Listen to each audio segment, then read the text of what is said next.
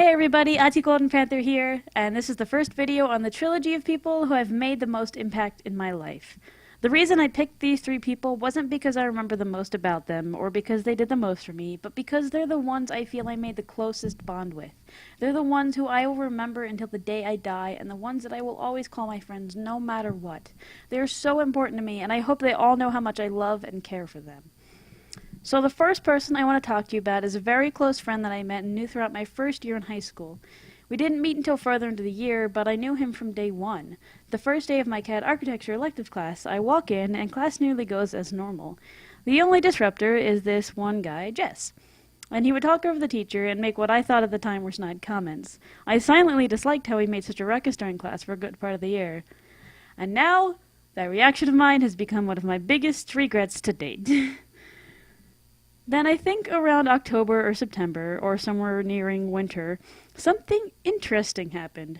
At this time, I had found my group of friends with Drake, Trey, and some others, and we had already started that world-building project that I mentioned in the other video. We treated it more like how D&D or LARP players would treat a game session. One of those days, Drake came up to me and said she knew someone who might be interested in joining the group, so I said, yeah, bring them to eat with us, it'd be cool to meet them. The next day at lunch, Drake comes over to the group with said person, and it's Jes from my CAD class. I was a little surprised to see who it was, and was regrettably a little hard on him for a while after he joined the group. Then we started to get to know each other much better, and all those annoyances just fell away. We became really good friends, and when we both got phones, we talked to each other a lot. I learned a lot from Jes, and I hope he learned a lot from me too. One thing he and Trey definitely introduced me to was the fact that they were gay and bisexual respectively. I think they were my first real look into the LGBTQ+ community, and I honestly had no problem with that. I had never been taught that being gay, lesbian, trans, and everything above the rainbow was wrong. I wasn't given a basis other than overarching, everyone is different and special in their own way, and that's okay. That later evolved into my premises of do what you love as long as it does not physically, emotionally, or mentally harm you and or others. And I stand by this moral today. They helped to solidify that a little bit. Another prominent memory I have with Jes actually comes after I had to move away from New Mexico. We moved to the north, and while I was devastated to go, I knew I could keep in touch with them. And I did.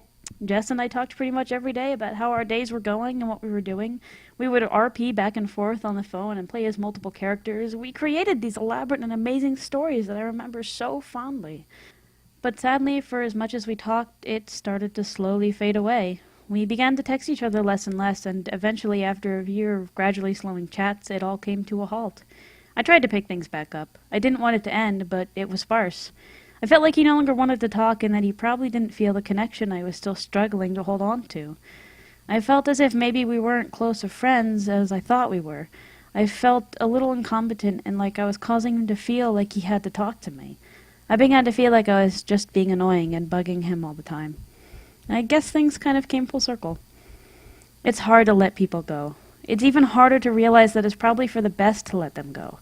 Let them live their life and create new and amazing friendships. Because once you move on too, you'll find another person waiting for you on the other side. I finally realized this a little while after I met Lou.